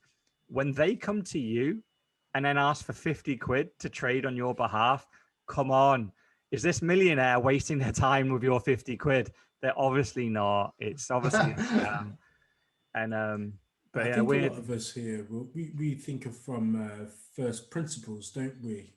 Of thinking for yourself, and we obviously think about, check and trust and verify. And even though we talk and we all love Bitcoin, it still doesn't mean that I then don't go off and do my own research or listen in my own time. And, we're constantly sending articles to one another to say, okay, what do you think about this? And, I'm looking for your opinion, but I'm equally forming my own opinion off the back of it as well.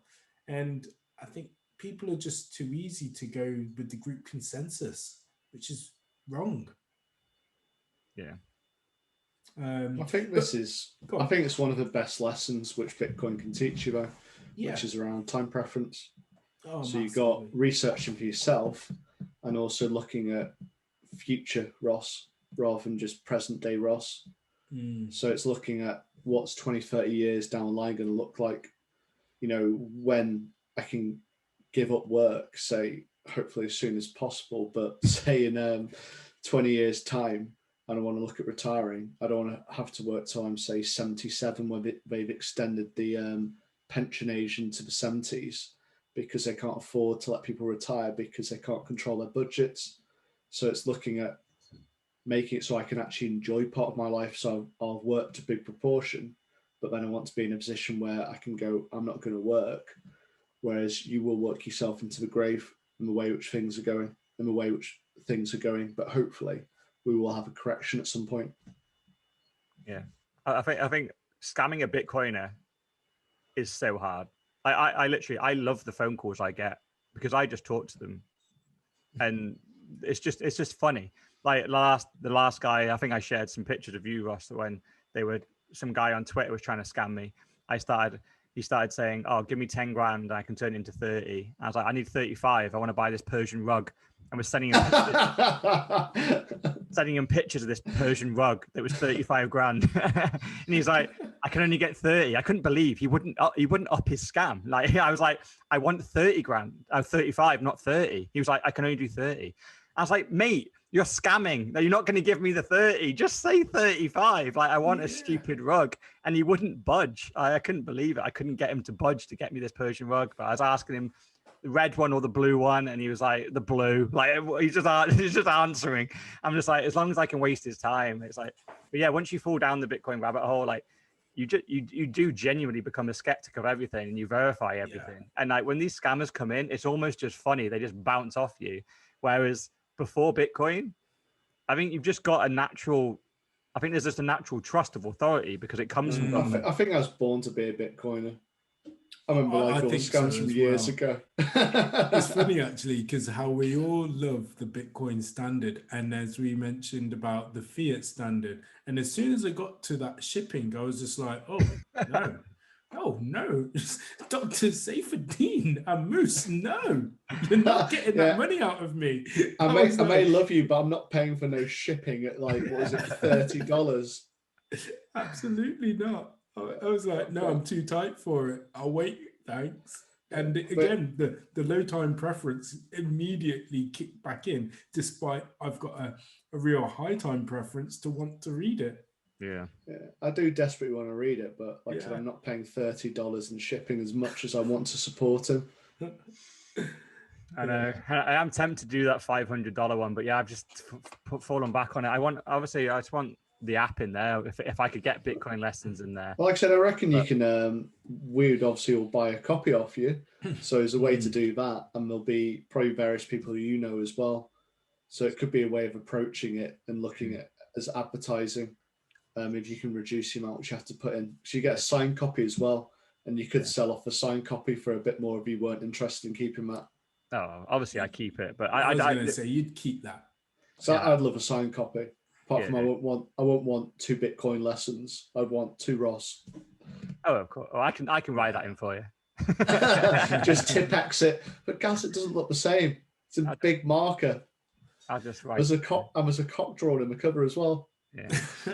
Well, I used to joke to you guys, didn't I? I was like, what's my most prized possession? And it was my signed copy of the Bitcoin Standard from Seyfriedin, and I've had it for years. I met him at an event, and I got him to sign it, and then he started flogging them for $250 on the internet. I was like, God damn it! Like, they're becoming less rare now. But yeah, I'm a bit skeptical on how popular the fiat standard is going to be, because I think the Bitcoin Standard is so good.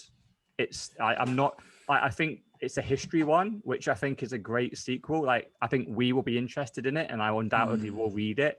But I think for the newbie to go like mass, as in to sell millions, that's the Bitcoin Standard. That hasn't gone viral yet. That one needs to sell 100 million copies.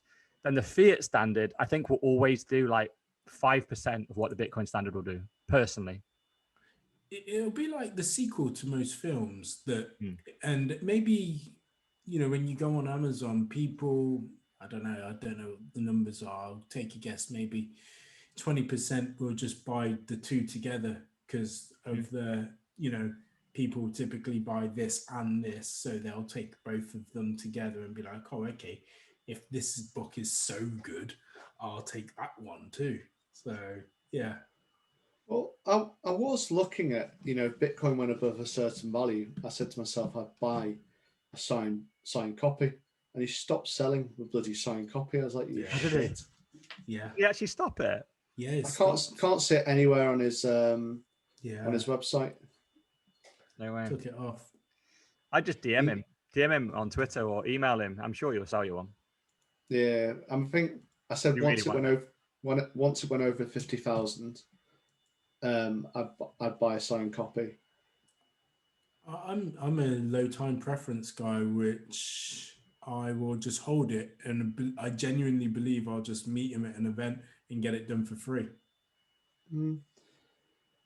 Yeah, there is that potential. You can get a signed hardcover copy of the Fiat Standard or the Principles of Economics. But yeah, like Gaz says, that isn't the book which I'm mainly interested in. There was also another book. I think what's the website called? Is it like Kickstarter or something like that he is linked to? It'll be the Principles of Economics, which he's doing through the same as well.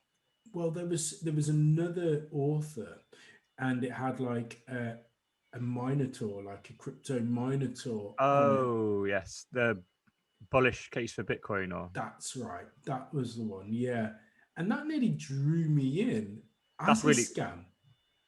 As a scam, but because I thought it was another book by Saifedean, but obviously not as a scam. But I was just like, oh, he's got a new book, but realized that actually it's a different author.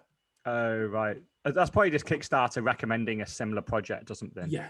Because that author is legit. He's written some really, really good articles on Bitcoin over the years, and he decided to create a book. And I think Kickstarter is just a good way, because I think if you go to a publisher, they take like the first couple of $100,000 worth of the money to do the publishing, the printing, and all that. So they're going to Kickstarter to try and raise that money instead. Yeah. Yeah, like I said, I would be very willing to put in for Saifedean if it's like $10. Well, ideally less. I'd definitely buy it, but fucking $30. Yeah, he is shipping it internationally here. Yeah, I don't really fucking care. It doesn't cost $30. It actually does. Ship a book. It actually does. Internationally. Have you shipped a book internationally? Oh, I don't write books. I know you haven't. But if you do send stuff internationally, it does. He's making a bit of profit there. It probably costs like $20, and he's putting an extra 10 on for his time. But you have to obviously package it. Like I've like done businesses like this before, where you have to send stuff, and the time and energy it takes to package the thing, take it to the post office, fucking send it, pay for the sending. Then there's and the problem will be as well, because we're out the EU now. They will also charge you income tax or shipping taxes, some type of tax anyway. So whatever it is, so when you receive it, the value of the package, you will need to spend, I think it's like 12% or something, and pay that yourself, and then they will give you the package. Because I've ordered stuff like this before, and it's a pain in the ass. Like I've ordered quite expensive things, I think like drones and stuff like that, and didn't realize that this kind of shipping and import tax existed. And it comes in, and then the freaking shipping company goes, yeah, we've got your package, we can deliver it tomorrow, but you owe us like £97. I'm like, what the fuck? What are we talking about? And they're like, and I thought it was a scam. I'm like, I'm calling them up, like, what is this 97 quid? They're like, it's the import tax, just pay it and then we'll deliver it. What if I don't pay it? Delivery. Like, we'll return the package if you don't pay it. I'm like, oh my God. So that's a very good point. So I bought a bike, but I bought my bike in October from Germany. And so I didn't get the tax because it was December 31st. So I was just thinking, that isn't right, because I bought a bike from Germany. But yeah, it's because we left the EU at the end of the year. So I just managed to skip it. Yeah. What percentage is it, the item, which you'd have to pay? It's quite high. I think it's been between like 12 and 20 that I paid. It was high. Like it wasn't hell, like my bike was not It wasn't cheap. a couple of quid. No. Have you guys been having those Royal Mail $2.99 texts? no. What are they? Yeah, just literally that you've got a package and it's only £2.99 or so to release it. And I'm like, well, actually, Oh, they're the scam yeah, one. the scam ones, yeah. But to your point, guys, I actually received my package and then got the text afterwards. So that was via the crypto tag stuff. And so it made it feel even more of a scam, but it was the legit, Did you just ignore it and say fuck off? I ignored it, and then I realized actually it's legit, because then I think they put a credit against your name and like they would actually chase it. Yeah, it's not worth it, is it? You might as well just Nah. because it's an annoying amount. I bet it wasn't small though, was it? It was 50 quid. Yeah, 50 quid. And how much was the stuff you bought? Like 150, 200 and something. Yeah, so there you go. That's about the 20%, then, isn't it? Like roughly. Yeah. So I because I bought a bike, like I said, from Germany. Bikes are not just like 250 quid. If I hadn't realised 20% of that. Yeah. And usually they will not deliver the package until you pay. They made a mistake with you there. Because once you get it, like for them to have to like really chase like 50 quid, it's probably not worth their time. They probably would have let it go, but you just never know. So you just fucking pay it and get rid of it. But yeah, if you'd have bought like a $5,000 bike and you owe them $1,000, they're coming for that $1,000, and they're knocking on your door. 100%. But we're talking of scams. There was a bit of a scam on Bitcoin Twitter this week. I don't know if any of you saw it. I know I'm probably the biggest degen when it comes to Twitter, but but I'm sure, have you both heard of Robert Breedlove? Yes, I find him like so boring. I haven't followed him, but to listen to him. He's a philosopher kind of guy, isn't he? Yeah, and I get it, and he's obviously, he said a real interesting quote actually, that my head follows where my money goes, and I was just like, yeah, I get that. Absolutely. And so he was good, and I started listening to some of his podcasts, and they were long but they were dry. Yeah, he's got a good one with Saylor, but I couldn't listen to it very much because it was just too dry. I agree. But I met him in Vegas last year, like in March last year at the Bitcoin conference, and he's a good guy. But I think he is. He wasn't very famous back then. He was just a guy. He's like this Chad walking around. Like you don't often see like people like him at a Bitcoin event. He's quite big. He's bulky, good looking lad. Yeah. And very well spoken. And he kind of took off this year. And then he's kind of gathered quite a cult following. And then this week he decided to go and issue a random tweet that attaches his Twitter account to BitClout. And so BitClout is basically just a website that kind of monetizes your Twitter account.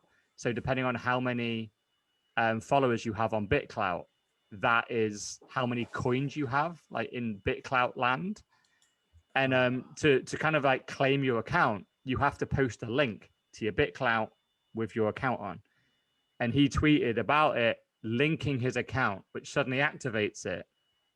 And so straight away you got called out on it, going, what are you promoting this shitcoin for? Like, you got loads of followers, like in BitClout land, you probably got a couple of $100,000 sat over there, but it's fake money. It's just good luck claiming it. Like, it's a known scam. It's totally centralized. It's the only cryptocurrency that doesn't have a sell button. You can buy BitClout, you can't sell it. It's hilarious. Yeah, it made no sense when I was reading up about it.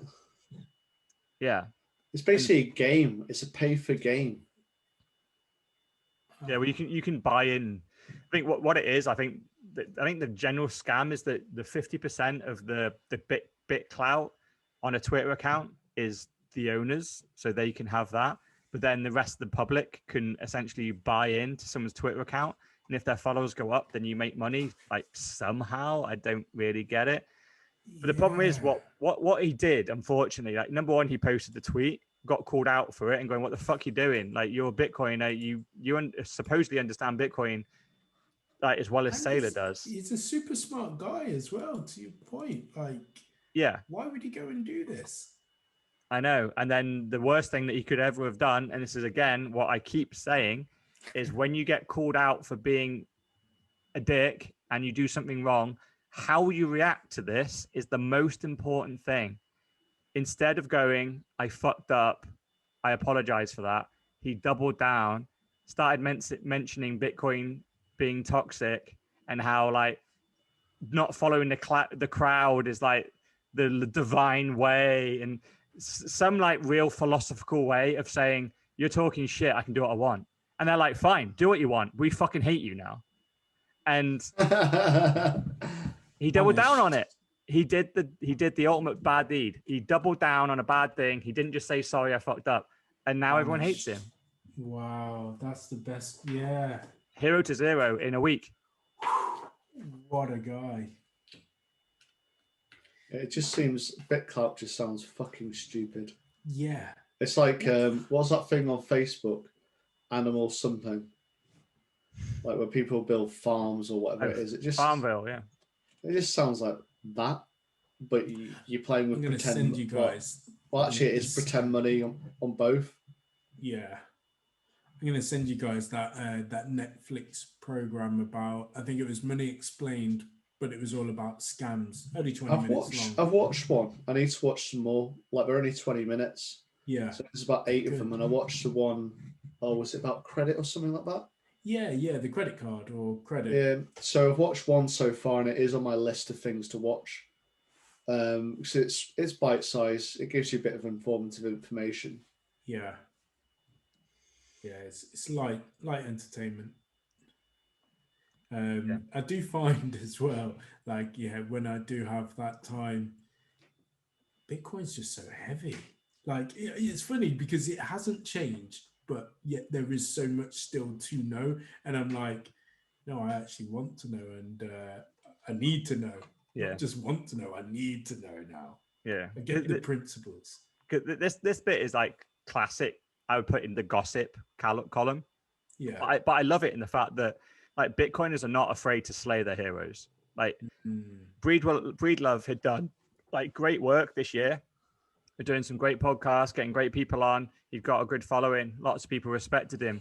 But then the second he fucks up, the second we are on him, I'm like, what the fuck is this, dickhead? Like, you better explain yourself.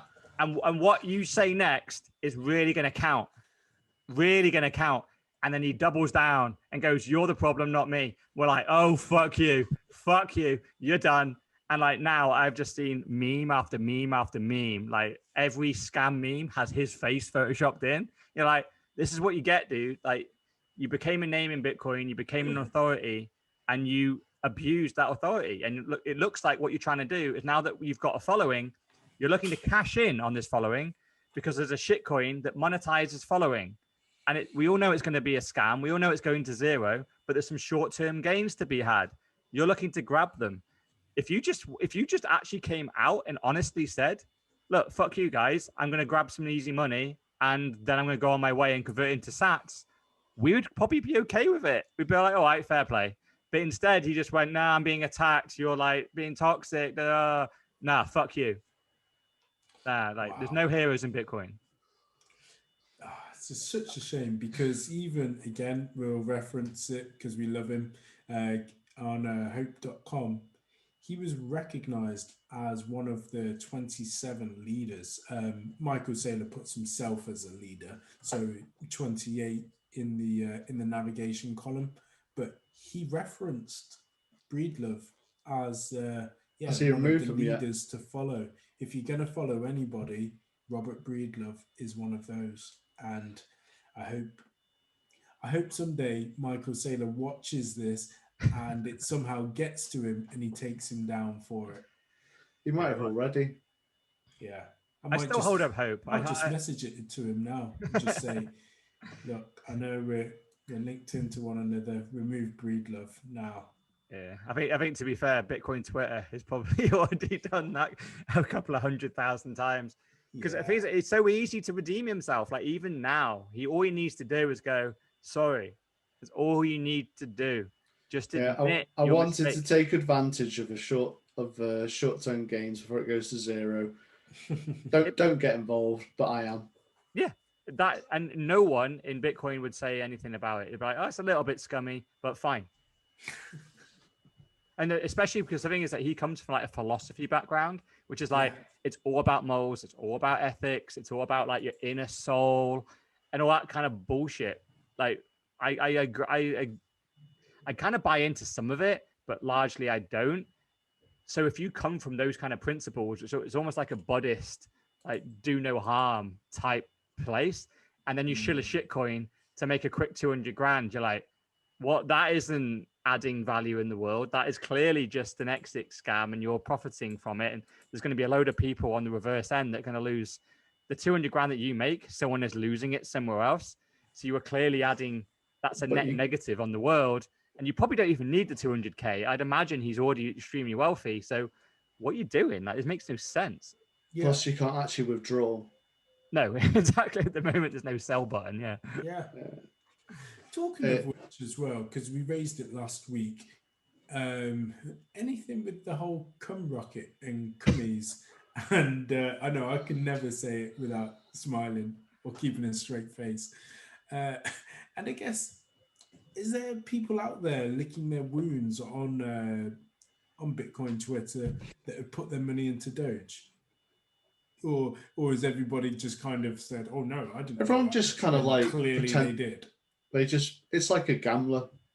You don't hear about their losses, do you? But they fucking won't shut up when it's going well. Yeah. And that's the same with crypto. They are just gambling on what they think. This sums up crypto Twitter to me, right? Last night there was a guy that went viral. He had made 100 grand this year on shitcoins, and he had lost 80 grand of it, and he put 20 grand into his like hardware wallet for his kids, and he had $500 left to his name, and he was live streaming on Twitch, just randomly gambling on a random shitcoin to go up and down. And he had like 4,000 people watching. I was one of them. This guy was stoned as fuck. He was just like could barely talk. He was like doing random trades.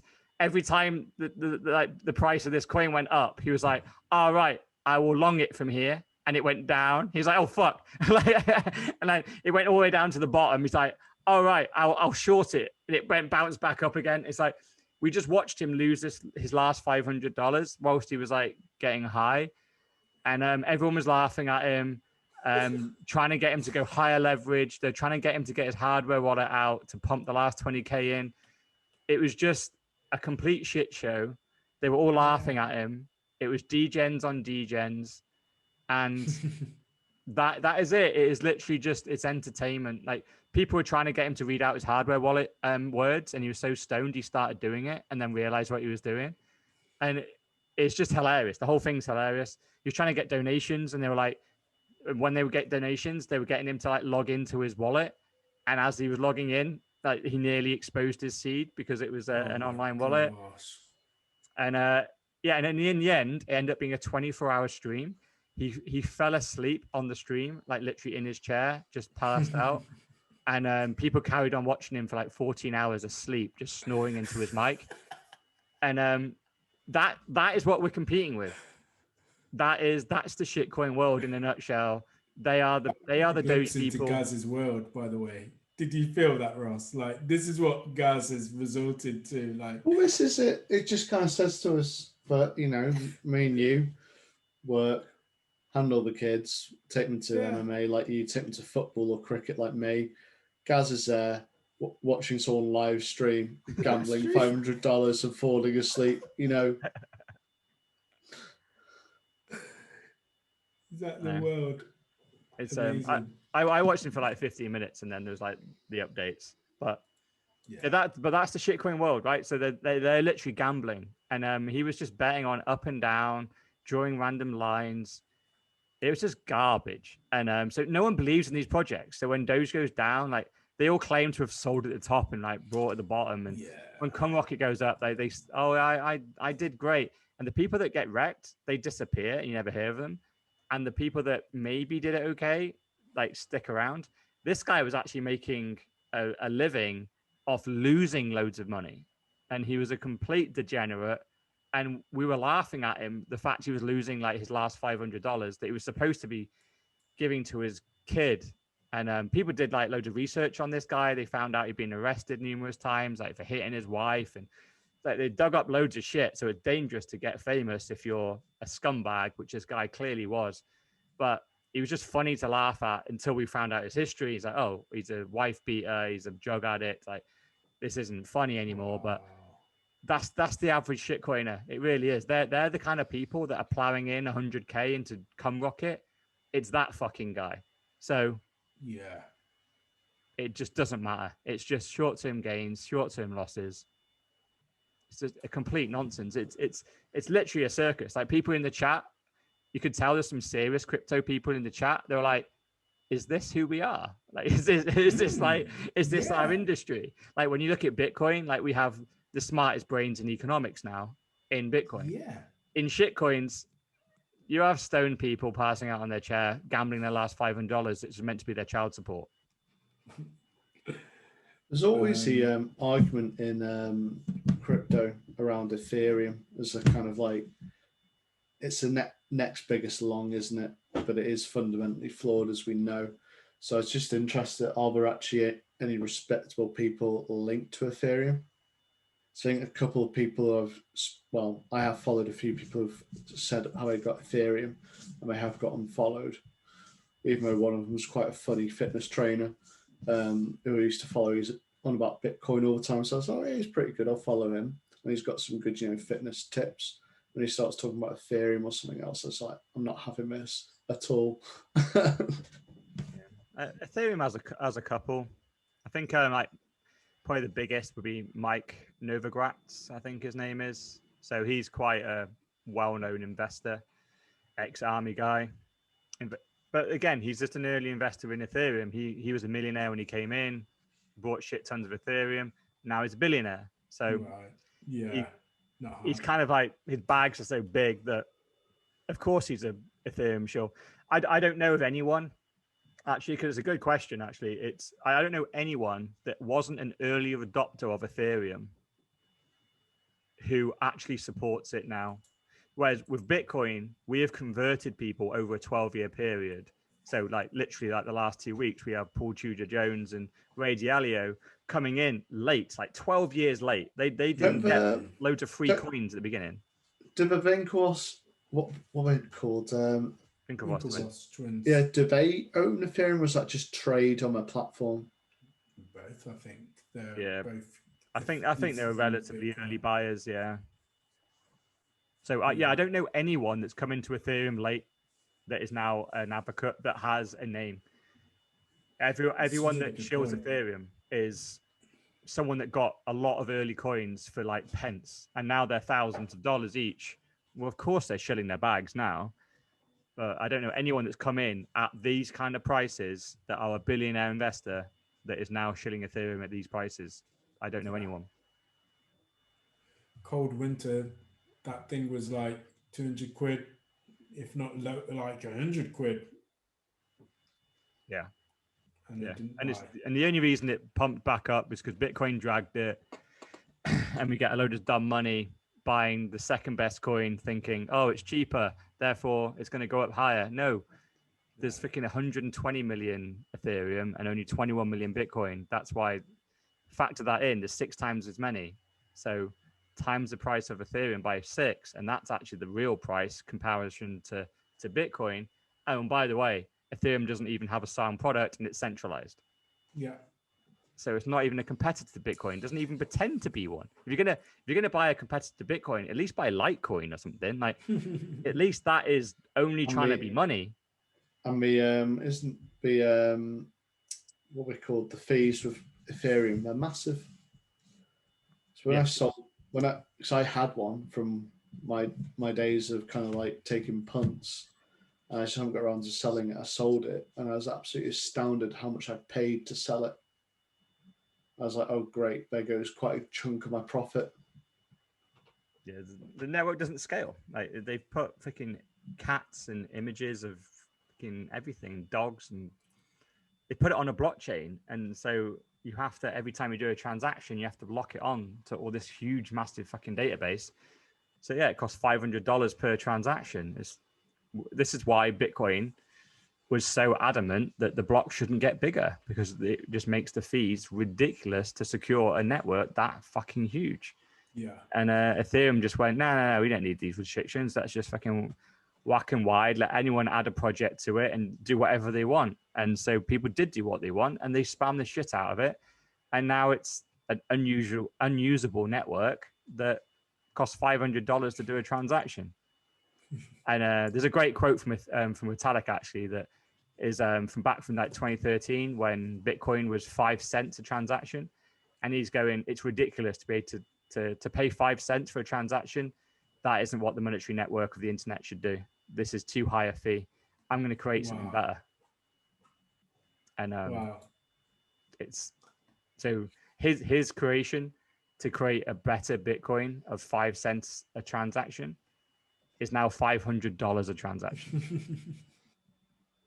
And ironically, he's still, and in that market, he's still a hero. He hasn't been called out for it. Yeah, I was going to say he's still like seen as a genius, but I'm sure I read somewhere that he does own Bitcoin. Yeah. Oh yeah. He started as a Bitcoiner. He's an OG Bitcoiner. Yeah. He was right there at the beginning. He created the Bitcoin magazine, which did the whole conference in Miami, which is why he was invited. Like, literally, he is an OG Bitcoiner, but he fell out with the core devs when he wanted to do more with Bitcoin and get cats on the blockchain, dogs on the blockchain, all that kind of bullshit. And the core devs went, Vitalik, fuck off. And you went, okay, I will. I'll fork off over here and create Ethereum. And yeah, he's still selling the dream. But ironically, before Bitcoin, he was shilling, what was it? A quantum computer. Right. When he was like 17, or I think he was 17 when he got into Bitcoin, 19 when he got into created Ethereum.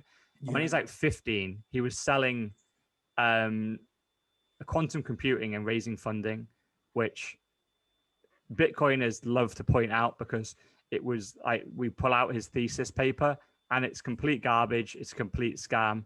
The entire thing is impossible. And he's just continued with that. Like, he came into Bitcoin, which is a legitimate project, tried to put his same kind of bullshit into Bitcoin, and he got expelled from it and went, look, just fuck off, mate. Go do your other thing. And he's still doing it on Ethereum, saying he's creating like Internet 3.0. He's going to decentralize everything. And the Bitcoiners are laughing at him, going, your entire project is fundamentally flawed. This just does not scale. It does not work. But the moment, he hasn't been found out. But do you know what I think a lot of people don't understand is that what they see as coins are actually projects, and they're not finished projects. Because I think it was just last week I was going through your articles again, and I still don't think that that's widely known.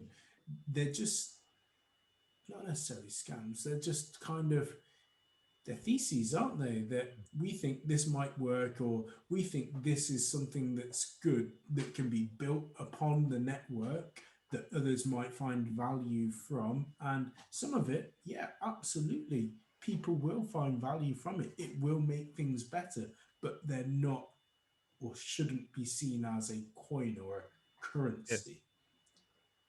Yeah. And that's the difference, where people are buying, they're thinking, oh, great, this is going to be the next currency or the next coin that's going to make me rich.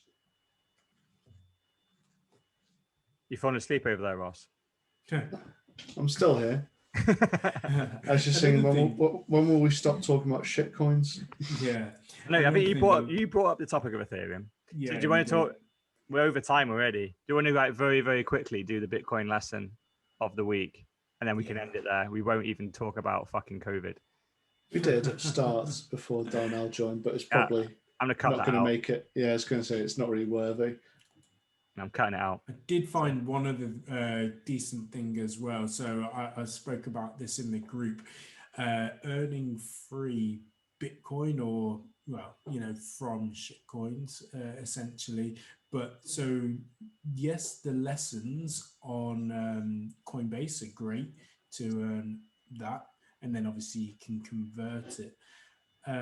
Others, however, you have to do typically minimum account spends. So that's no good.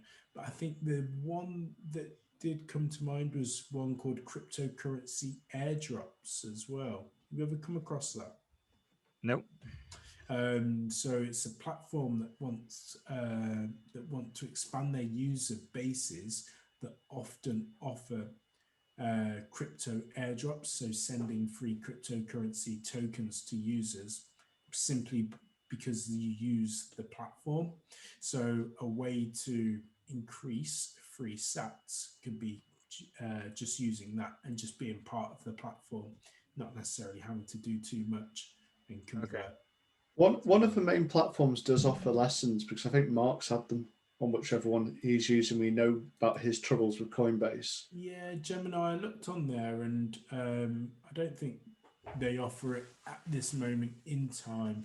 There's always research and information about, obviously, cryptocurrency and about Bitcoin, etc. And I think that's starting to become the norm. And it's kind of like gambling websites saying, here's the number for Gamblers Anonymous, and stop when the fun gets too much. But I don't think they offer anything else. Yeah, because for clarity, like, we're obviously talking about the free lessons that Coinbase give, and you can get like $2 to $3 per lesson and you just get a random shit coin. Doesn't even matter. They ask you a question, you get $1 per question. You don't even have to get it right. Like, if you get it wrong, this game give you another go. So don't even listen to the lesson. Just click buttons. Eventually, you'll get the $3. The second you get the $3, convert it to Bitcoin, send it to your hardware wallet. Boom, done. I think I've had about 50 quid off Coinbase through that. Yeah, I've just converted every single bit. I'm like, oh, I've got some Maker, or I got some Polkadot, or I got some Stellar, and I'm just like, oh, this looks Stellar interesting. Lumens. Yeah, I was just like, it's all just a pile of shite. So I just converted every bit. Yeah, and I think at the moment, because the question was like, is it only Coinbase that give out this free money? Yeah. I think it is. There might be the odd place that does like some dodgy little referral schemes or something, but it seems to be because it's so easy, isn't it? Like, if you just have the account. The only reason I log into Coinbase, I straight away click on the earn button. I'm like, any other free money you're going to give me? And I always love it. Every couple of weeks, it clicks up and goes, oh, earn $3 of numeraire, like Noom. I'm like, okay, let's go. Let's learn about numeraire. I'm like, I'm not buying it. I'm going to get you $3, converting into sats, and I'm going to send it straight to my hardware wallet. Well, I can get AMP. There's another one. Yeah, AMP is what I just got this week. Oh no, I missed this one. Yeah, so have I. I usually get a notification from something. Holy shit, I'm missing my $3. Yeah, $3 of AMP. I'm sure it's really great. Do your lessons, get you money, boys. Yeah, well, the lesson this week was meant to be about the halving. Okay, yeah. Should we save it? Do I save it until next week? We didn't save it. We did Coinbase. We didn't do Coinbase like earning shit coins this week and then the halving next week. Yeah. Sweet. All right. All right then, boys. Awkward silence. Time to end it.